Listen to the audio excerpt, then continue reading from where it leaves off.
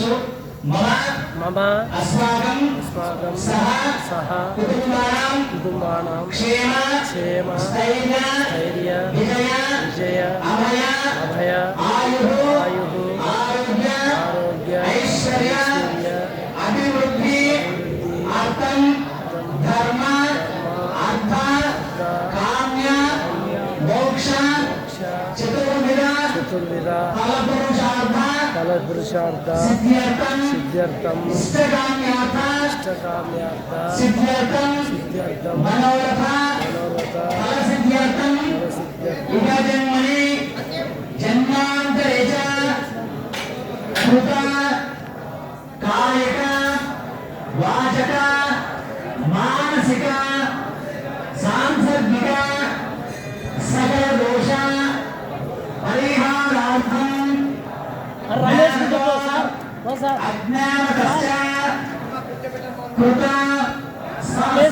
రమేష్ కి చెప్పండి దోష పరిహారార్థం సహకుటుంబానాం జాతకేషు జన్మ రాశి జన్మ నక్షత్ర జన్మ అంశవశాత్ నామ రాశి నామ నక్షత్ర నామ అంశవశాత్ ఏ గ్రహ అరిష్ట స్థానేషు స్థితాః తేషాం గ్రహాణాం అత్యంత శుభ ఏకాదశ స్థాన శుభఫల అవాప్తి అర్థం దూరస్థిత సమీపస్థిత శత్రుభృత పరమంత్ర పరయంత్ర పరతంత్ర పరకాయ స్పర్శ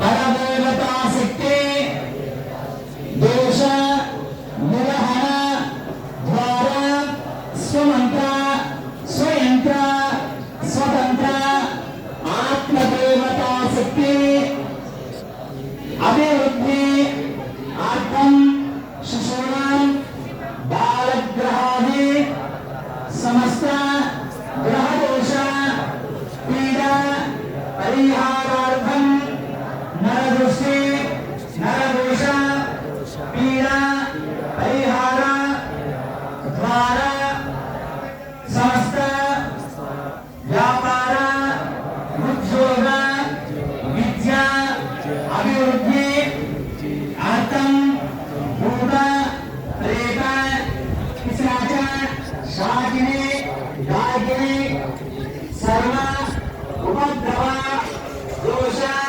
పరిహార ద్వారా క్షిప్రమేవ ఆయుః ఆరోగ్య ఐశ్వర్య అభివృద్ధ్యర్థం సమస్త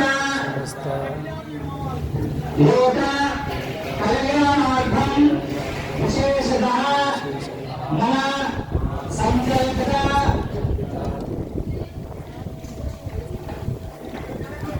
ఓమై కర్మణి గణపతి లక్ష్మీ గణపతి లలిత సహస్రనామ ఓమాఖ్యం కరిష్యమాణః దదాదో అగ్ని ప్రతిష్టాపనం బ్రాహ్మణవకే కలశస్థాపనం గణపతి పూజ పుణ్యాహవాచన